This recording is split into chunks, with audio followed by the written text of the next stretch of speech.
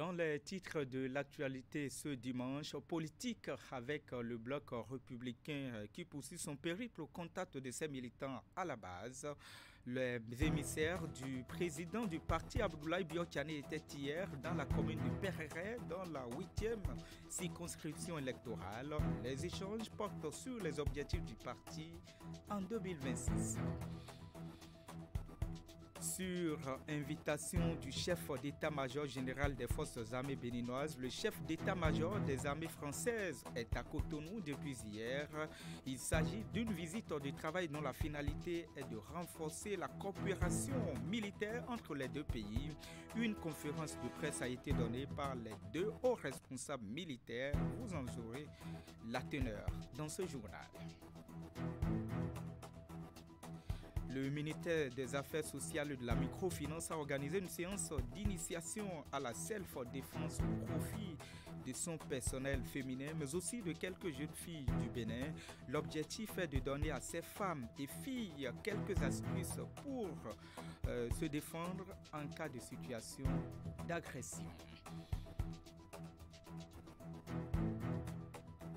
Voilà pour le programme de ce journal. Bonsoir à toutes et à tous. Pour ouvrir, on revient sur cette actualité du Bénin. Au Parlement, environ 3200 milliards de francs CFA. C'est le montant total qu'accorde le Parlement à l'État béninois pour financer son économie courant 2024.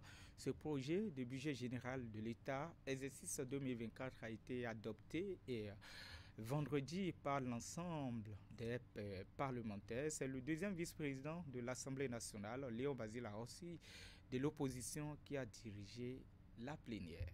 Regardez. Par un concours de circonstances, c'est le deuxième vice-président, député de l'opposition, Léon Basile Rossi, qui a présidé cette plénière consacrée à l'étude du projet de budget général de l'État, exercice 2024. Le projet de loi de finances pour la gestion 2024 ressort en hausse de 5,47% par rapport à l'objectif de 2023 pour s'équilibrer en ressources et en charges à la somme de 3 199 milliards 274 millions. Le projet de budget de l'État qu'il porte reste conforme aux orientations du gouvernement, celle d'accroître continuellement la collecte des recettes sans privilégier la création de nouveaux impôts et de renforcer d'année en année l'espace budgétaire en faveur du social et des investissements innovants. Dans le rang des députés, le budget a suscité diverses réactions. Si les députés de la mouvance trouvent que le budget est bien ficelé et pourra répondre aux attentes du peuple, ceux de l'opposition, à savoir les démocrates, y décèlent des infirmités. Nous avons fait l'étude de ce budget et il y a eu beaucoup de constats, beaucoup d'insatisfaction. Il y a eu des avancées, bien évidemment, au point même où certains de nos amendements ont été retenus par le gouvernement. Et c'est l'occasion pour moi de féliciter, de saluer le gouvernement pour ces amendements retenus. Nous attendons, Monsieur le Président, que les petits producteurs soient davantage pris en compte dans les politiques du gouvernement. Nous attendons enfin, Monsieur le Président, que les ressources mises à la disposition du gouvernement servent effectivement à promouvoir les libertés et à promouvoir la démocratie, le pain et la paix pour les Béninois. Dans le domaine de l'emploi, l'analyse du budget montre que l'exercice 2024, ce poste n'a vraiment pas retenu l'attention du gouvernement. Seulement 0,21% du budget général est alloué à l'emploi. Cette situation ne favorise pas la résorption efficace, encore moins efficience du chômage. Ce budget ne souffre d'aucune infirmité, même pas du tout, Monsieur le Président. Ce budget, techniquement, Monsieur le Président, répond à tous les paramètres d'équilibre, de sincérité, de tout. Je ne vois pas en quoi des théories économiques peuvent porter atteinte à son exécution. Monsieur le Président, en matière de cadre de vie, de travaux publics, ce budget tient compte du bitumage de nouvelles routes. Vous avez Dogo Lalo, Grand Popo, Adjara, Tiémé. Kourekame Agbaïzoun Abomé avec le pont sur Akhobea, Niki Kalale avec la construction, la poursuite sur Kalale Segbanan par des travaux confortatifs de mise au gabarit. Il y a Kota Kwande, Djougou Penko, Kerou Banikwara, il y a Penusulou Alejo, Semere et ses bretelles, le dédoublement de la voie entre Dassa Zoumé et Cotonou passant par Boïkon et Alada, et le dédoublement de la route Semepodi, Porto Novo avec la construction d'un nouveau pont. Sans oublier la réhabilitation de plusieurs autres routes, 1000 km de routes, entre autres Djougou, Natitengu, Porga, Parakou, Berouboué, à Promiserete, Pérekwa, Ndali, Niki, Chikandou, Porto Novo, à Vrankou, Igolo. De plus, ce budget tient à désenclaver certaines communes, Pomassé, Agégué, Karimama, Zakota, Ouessé, surtout par Kilibo, Ouessé, Anseke, Ouessé, et les localités de Glazoué, en travaux confortatifs, de Logozoké à Glazoué, d'Aklankpa, Glazoué. Monsieur le Président, c'est un budget ambitieux. C'est un budget ambitieux et tel que je le dis, je voudrais que tous les autres députés s'associent à nous pour voter ce budget, puisque les problèmes d'électrification rurale aussi sont pris en compte. Passé au vote, la loi de finances gestion 2024 a été adoptée par 82 voix pour, 27 contre et 0 abstention. Sur les 28 députés du parti d'opposition Les Démocrates, 27 ont en effet voté contre, tandis que leur collègue Léon Basile-Fossi, qui a dirigé la séance, a voté pour l'adoption du budget. Et puis politique maintenant, dans cette édition, avec le bloc républicain qui poursuit son périple, je vous le disais dans mes titres, au contact de ses militants à la base. Samedi, hier, donc, ce sont les communes de Pereret, dans la 8e circonscription électorale, qui ont accueilli les émissaires du président du parti Abdoulaye Biotchane. La délégation était composée de plusieurs personnalités du parti. Les échanges portent essentiellement sur les objectifs du parti en 2026. Les détails, Epiphane Tchabi, Sokrat Adantade. Le parti du bloc républicain témoigne sa reconnaissance à ses militants de la commune de Pereret pour leur engagement dans le cadre des législatives de 8 janvier dernier. À travers cette rencontre, Rachidi Badamassi, Samou Seydou Adambi, Francis Kotobouyan, Adam Chabibouko et les autres responsables du parti du Cheval Blanc Cabré n'ont pas caché leur gratitude à l'endroit de ceux grâce à qui le BR a pu avoir un élu dans la 8e circonscription électorale. En guise de remerciement, les responsables du parti BR présents à Pereret ce samedi font des promesses. Le bloc républicain a la solution au plan de développement de la commune de Pereret. Parce que nous avons l'expertise, nous avons posé le diagnostic et en toute humilité, nous pouvons vous dire que le développement de la commune de Pereret passe par la réalisation des infrastructures routières et l'installation de quelques usines. C'est tout. La promotion des cadres vient après. C'est indispensable. Quand vous prenez la commune de Pereret est à proximité du Nigeria. Avec la concrétisation, la réalisation de ces infrastructures, les jeunes de Pereret, la population de Pereret va amorcer le développement. C'est clair. Au-delà d'une séance de remerciements, les émissaires du président Abdoulaye Biotchane ont profité de l'occasion pour mettre les militants BR de Pereret en ordre de bataille dans le cadre des prochaines échéances électorales. Nous sommes venus donc tous ensemble pour leur dire merci. Merci encore une fois et leur demander de se mettre encore en ordre de bataille pour les élections à venir d'ici 2026. Nous avons donc à tour de rôle pris la parole pour écouter également nos militants à la base qui ont exprimé clairement ce que nous devons faire prochainement pour que nous n'insistions plus à ce que nous avons vécu donc, le 8 janvier dernier. Venus de tous les arrondissements de la commune de Perere, les militants n'ont pas manqué de faire part aux représentants du Parti Bloc républicain leurs différentes préoccupations. Les responsables du Parti Bloc républicain ont rassuré de leur engagement à faire de la commune de Perere l'une des communes bénéficiaires de leurs différentes actions. La commune de Perere s'engage donc à rehausser les résultats du parti aux prochaines élections qui auront lieu en 2026. Nous avons émis des doléances à l'endroit des leaders. À eux de tenir ces engagements. Nous lançons encore le pari de 2026. Aujourd'hui, à partir de 2026, la commune de Perere est prête. Nous ferons au moins 75% des voix de la commune de Perere. Après Perere, la délégation du Bloc républicain sera à Ndali ce dimanche pour le même exercice.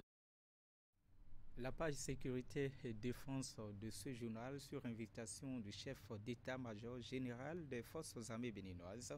Le chef d'état-major des armées françaises est à Cotonou, la capitale économique du Bénin. Depuis hier, il s'agit d'une visite du travail dont la finalité est de renforcer la coopération militaire entre les deux pays. Dans le cadre de cette activité, une conférence de presse a été donnée même par les deux hauts responsables militaires. Le point avec Hugo Vignigbe, Teddy Goudalo.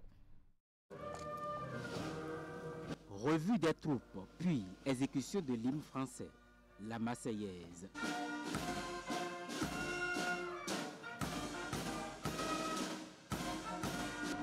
Et ensuite, l'hymne national du Bénin.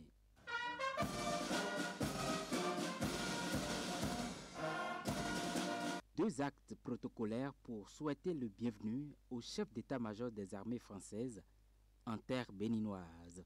Après un tête-à-tête, une séance de travail entre les deux parties s'en est suivie. Les relations entre nos deux armées également, elles ont connu une embellie après les premières attaques que nous avons subies au nord du Bénin. Nous avons reconnu parmi ceux qui ont bien voulu nous accompagner, nous avons reconnu la France qui, par des sessions d'équipement, la formation de nos personnels, nous a permis d'être beaucoup plus résilients face à la menace terroriste. Cette conférence de presse est l'occasion pour le chef d'état-major général des armées béninoises et son homologue français de répondre à diverses préoccupations relatives, notamment à la coopération entre les armées béninoises et celle française. L'armée béninoise a une guerre à gagner. Et si elle doit aller chercher ceux qui doivent l'aider, ceux qui doivent lui permettre de continuer à avoir l'expertise, de continuer à avoir le matériel pour gagner les guerres, si elle doit aller chercher cette expertise-là sur la planète Mars, elle ira chercher cette expertise. Et voilà pourquoi je suis allé en France, voilà pourquoi le chef d'état-major français est ici. Mais vous voyez bien que quand je me déplace ici, ça permet, avec une coopération qui est claire, franche, directe, ça permet néanmoins déjà d'affiner des demandes supplémentaires, mais aussi de voir comment des choses ont été bien faites et comment on peut les améliorer. En ce qui concerne la rumeur selon laquelle une base militaire française serait installée ou en cours d'installation sur le territoire national, les conférenciers ont démenti. Non, il n'y a pas de base militaire permanente française au Bénin. Il n'y a pas de mission militaire française permanente au Bénin. Vous vivez au Bénin. S'il y avait une base militaire française, en fait, vous la verriez. La réponse est non. Parce qu'une base militaire, ça se décide à deux. Le Bénin n'a pas reçu de demande, le Bénin n'a pas fait de demande. La visite du chef d'état-major des armées françaises au Bénin prend fin le dimanche 10 décembre 2023. En attendant, une rencontre avec Fortuné Nouati, ministre délégué auprès du président de la République chargé de la défense nationale, est prévue.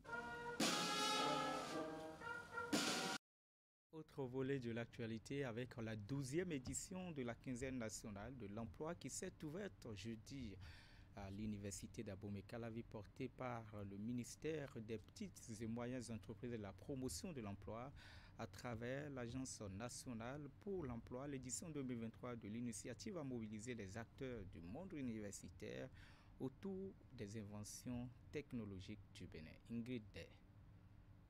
L'innovation technologique au Bénin, quel impact sur l'emploi des jeunes? C'est sur ce thème que se focalise les réflexions de la 12e édition de la quinzaine nationale de l'emploi ici à l'université d'Abomey-Calavi.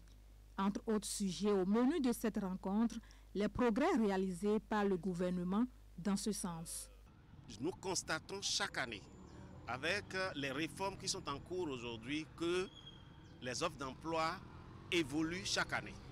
Je peux vous dire qu'au 31 octobre 2023, de cette année déjà, nous avons déjà publié plus de 30 000 offres d'emploi au Bénin. Et c'est en augmentation constante chaque année. Il y a donc l'ouverture du marché, des opportunités qui se créent. Et je peux vous dire, dans les années à venir, il y en aura davantage avec la création de la GDIZ, Glodjigbe Industrial Zone.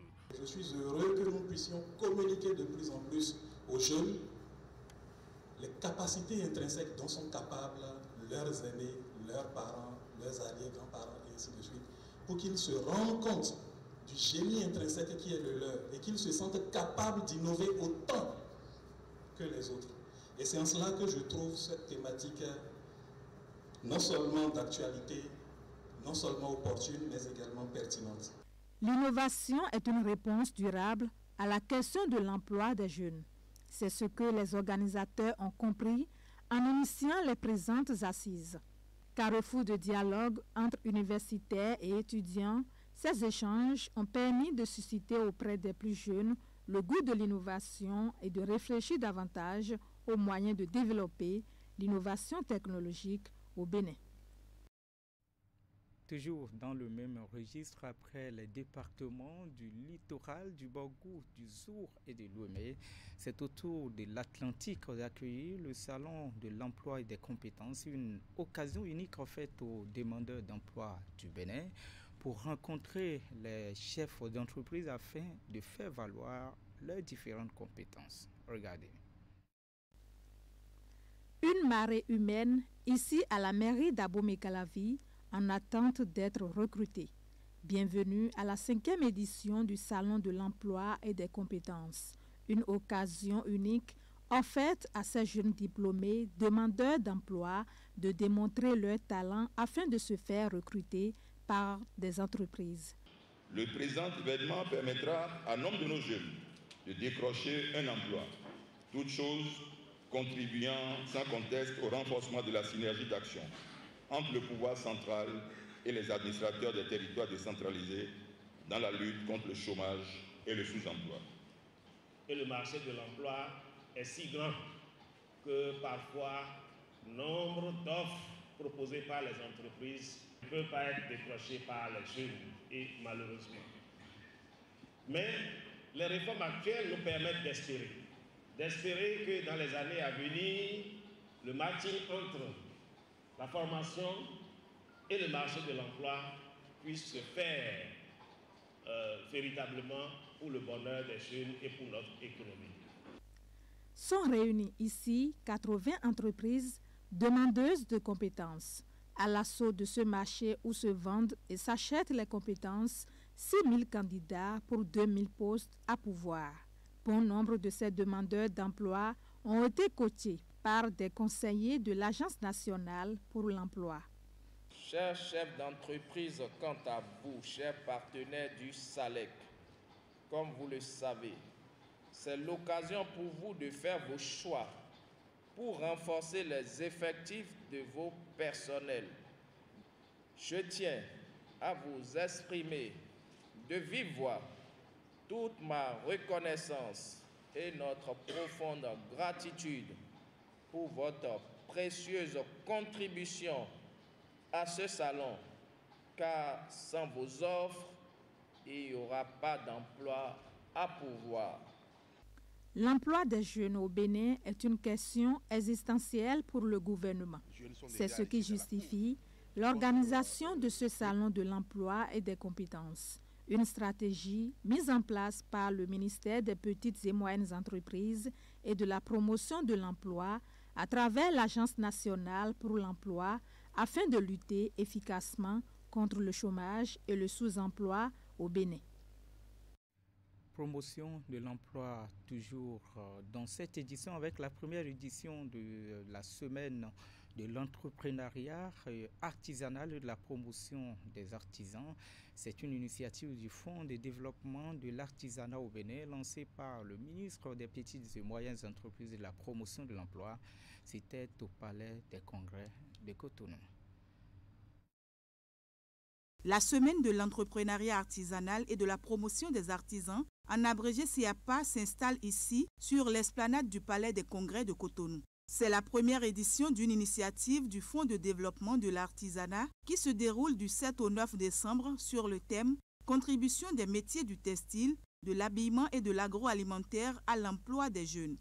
Au regard des multiples opportunités qu'offre aujourd'hui ce secteur en termes de création d'emplois et de richesses, des actions fortes doivent être menées pour non seulement informer la jeunesse béninoise, mais aussi et surtout la convaincre à embrasser les métiers de l'artisanat afin d'échapper définitivement au cercle vicieux du chômage et de ses corollaires. C'est en réalité l'objectif de la semaine de l'entrepreneuriat artisanal et de la promotion des artisans. L'entrepreneuriat artisanal est une mine d'opportunités pour toute personne prête à apprendre, se former, se perfectionner, se reconvertir professionnellement pour fabriquer, inventer, créer et innover pour répondre non seulement aux besoins d'aujourd'hui, mais aussi de demain des communautés.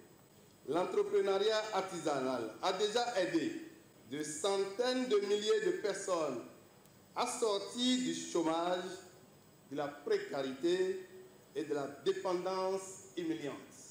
Cette première édition de la CIAPA est officiellement lancée par le ministre des Petites et Moyennes Entreprises et de la promotion de l'emploi. Cette année, le choix est porté sur quelques métiers de deux branches d'activité du secteur que sont la branche textile, habillement, cuir et peau et la branche agroalimentaire, alimentation et restauration. Elle vise à faire découvrir les métiers du secteur de l'artisanat et à révéler les branches et corps de métiers susceptibles d'offrir de grandes opportunités de création d'emplois et de richesses à la jeunesse et in fine à notre pays. Elle ambitionne de mettre également la lumière sur les branches et corps de métiers en lien avec les secteurs d'activité prioritaires du programme d'action du gouvernement pour mieux informer la jeunesse en besoin légitime d'orientation professionnelle et d'opportunités d'emploi. Plusieurs activités sont prévues au cours de ces 3 jours. 2 panels dont le premier porte sur le thème de la semaine, 3 World Café et des visites guidées sur 50 stands d'exposition des produits des entreprises artisanales au profit des visiteurs. La semaine de l'entrepreneuriat artisanal et de la promotion des artisans, qui met la lumière sur les différentes branches du secteur de l'artisanat, sera organisée de façon rotative compte tenu du nombre important des métiers. Et puis cet élément, je vous le disais en titre, le ministère des Affaires sociales de la microfinance qui a organisé dans la soirée de vendredi une séance d'initiation à la self-défense au profit de son personnel féminin, mais aussi de quelques jeunes filles du Bénin. L'objectif est de donner à ces femmes et à ces jeunes filles quelques astuces pour se défendre en cas de situation d'agression. Les détails, Ouliat Sanoussi. Sur l'esplanade arrière de la place de l'Amazone vendredi soir, des femmes du ministère des Affaires sociales et des structures partenaires et quelques filles des espaces sûrs du département sont réunies pour une initiation à la self-défense. C'est pratiquement la dernière activité organisée par le ministère dans le cadre de la quinzaine d'activisme, la campagne de sensibilisation contre les violences faites aux femmes et aux filles. Au départ, on se demandait si on allait faire une marche ou une activité comme le jogging. Et finalement, vu la thématique, le self-défense, ça a intéressé beaucoup de femmes du ministère et nous sommes donc partis sur cette activité qui n'est pas une activité pour inciter à la violence ni à aller se battre, mais au contraire, c'est une activité pour se défendre, pour apprendre quelques techniques, quelques astuces pour savoir se défendre en cas de situation d'agression. La self-défense est un art qui consiste à se défendre face à des velléités offensives de toutes sortes. À l'occasion, quelques techniques sont enseignées à ces femmes et filles. C'est un élément des arts martiaux, ce n'est qu'un élément. C'est cette manière, n'est-ce pas, de se défendre face à quelque chose qui n'est pas prévu, en tenant compte des armes dont on dispose, les ongles, la bouche, les dents, n'est-ce pas, le coude, ou même fuir. Fuir, c'est se défendre parce que le but de l'opération, c'est préserver sa vie. Pour les parents qui ont des filles, ils le savent très bien. On dit toujours à nos enfants, filles, si quelqu'un vous agresse ou vous coince, il faut courir, il faut pouvoir s'échapper. Donc aujourd'hui, c'est vrai que la vision, c'est nous ne voulons plus que les femmes, les filles subissent. Donc il faut dénoncer les violences, il faut réprimer, il faut aller jusqu'au bout. Et quand il y a la situation d'agression, il faut aussi pouvoir s'échapper, fuir. Pouvoir s'échapper, c'est pouvoir se défendre. Donc d'où cette thématique de self-défense qui est un peu nouvelle et nous allons l'expérimenter nous aussi, nous ne connaissions pas. Pour les participantes à cette séance, c'est une belle initiative que la ministre des Affaires sociales a pensée. Elles apprécient tous les conseils reçus des coachs et se disent désormais outillées et prêtes à faire face à n'importe quelle situation d'agression. Je suis très contente d'avoir participé à cette activité, à cette séance, et je compte sur moi, mais que désormais, je peux me défendre. Nous avons appris des techniques vraiment basiques qui pouvaient nous servir, qu'on ignorait. Et aujourd'hui, maintenant, on est prêt. Quand quelqu'un te prend au collet sans que tu t'en rendes compte, tu peux maintenant te défendre. On sait communément qu'au Bénin, bon, ce sont des choses qui manquent. Donc, ça va aider les jeunes filles, même si on n'a pas de force, même si c'est pour fuir. Le minimum qu'on puisse faire pour se défendre, on pourra le faire. Je pense que c'est très utile pour nous en tant que femmes et pour nos filles aussi. C'est important d'avoir des éléments basiques comme ça pour éviter d'être victime de VBG, d'être victime d'agressions sexuelles ou physiques. La campagne des 16 jours d'activisme contre les violences faites aux femmes et aux filles prend officiellement fin ce dimanche 10 décembre. Mais pour l'autorité ministérielle, le combat contre les VBG demeure permanent au Bénin. Parlons toujours des femmes dans ce journal. Elles autres ont passé d'agréables moments avec beaucoup de réjouissance avec l'organisation non gouvernementale PIS qui les accompagne dans l'accroissement de leurs différentes activités. Il s'agit des femmes de la commune de Pomassé qui se sont constituées en groupement afin de bénéficier donc des appuis de l'ONG PIS International. Teddy Goudalo.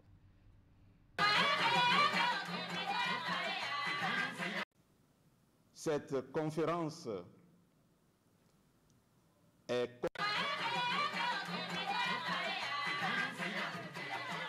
C'est un moment de réjouissance pour ces femmes qu'accompagne PIS ONG à Pomassé avec le soutien technique et financier de la Caritas Allemagne et la coopération allemande.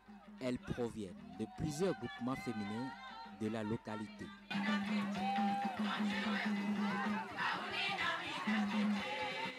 Je vous remercie pour tout ce que vous faites, parce que le respect, c'est pour vous. C'est votre journée, c'est votre fête, parce que vous avez décidé de changer quelque chose dans votre vie. Vous avez décidé de changer la façon de vivre et d'améliorer la vie de vous-même, vos enfants et vos familles. Donc, tout le respect, c'est pour vous. On accepte les remerciements parce qu'on vous soutient à travers PIS ONG, un partenaire formidable. Cette rencontre festive marque l'arrêt des activités de ces groupements féminins afin de faire un bilan et de se donner de nouvelles perspectives.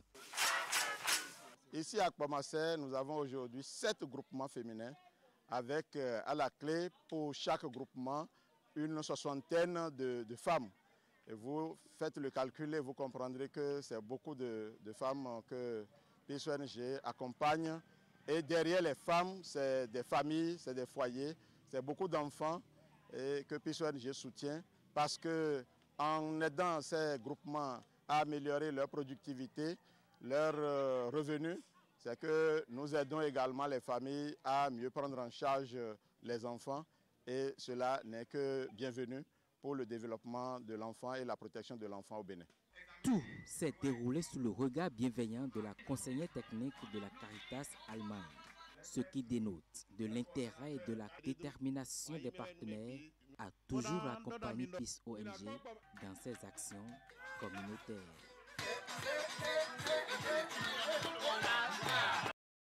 Et la page sport de cette édition avec le syndicat des travailleurs de la Bank of Africa Bénin qui a organisé samedi une séance de marche dénommée « Empêchée par l'avènement de la Covid ».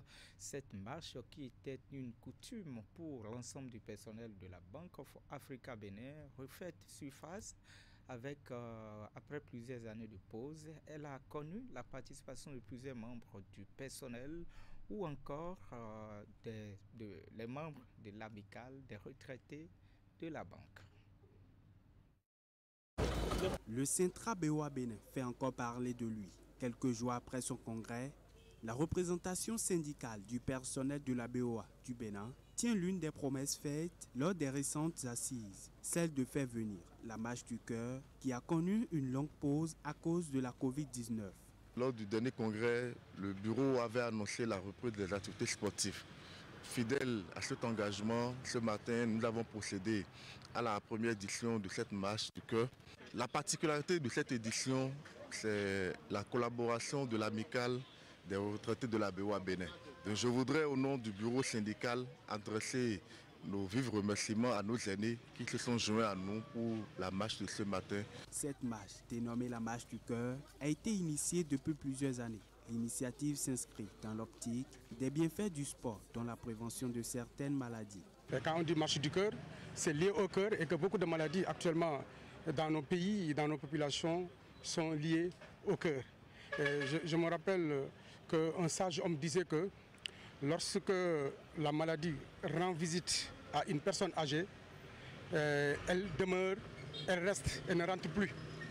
Donc c'est à nous de faire en sorte de booster cet intrus en dehors de notre organisme qui est la maladie, surtout en prenant de l'âge. Ils ont été nombreux à répondre présents à ce rendez-vous sportif du syndicat des travailleurs de la BOA Bénin. Ces derniers ont eu à parcourir une distance d'environ 6 km à travers cette marche. Ceci de la direction générale en passant par la place du souvenir, celle de l'Amazone, avant de retourner au point de départ.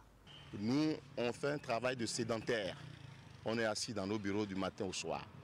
Or, les médecins disent qu'il faut bouger. Alors, s'il faut bouger, je conseillerais aux collègues de ne pas attendre ces occasions. Le personnel remercie la représentation syndicale pour cette initiative parce qu'une meilleure santé, c'est une meilleure productivité, une meilleure rentabilité. Donc, la banque en tire profit. Tout le plaisir était pour nous de participer à cette marche. Nous remercions la direction générale BOA Bénin et les représentants du personnel pour cette initiative qui a été prise pour permettre aux retraités de se mettre en forme à tout moment. Et nous osons croire que ce n'est pas la dernière marche que nous sommes en train de faire. La représentation syndicale du personnel de la BOA compte étendre la marche du cœur sur toute l'année 2024. Cette occasion a été saisie pour lancer un appel aux membres du groupe Bank of Africa sur la journée de marche qui sera organisée dans tous les pays d'implantation de la BOA en vue des 40 ans du groupe qui pointe à l'horizon 2024. Et c'est la fin de ce journal préparé par l'ensemble de la rédaction. Merci de votre fidélité. À bientôt. Bonsoir chez vous.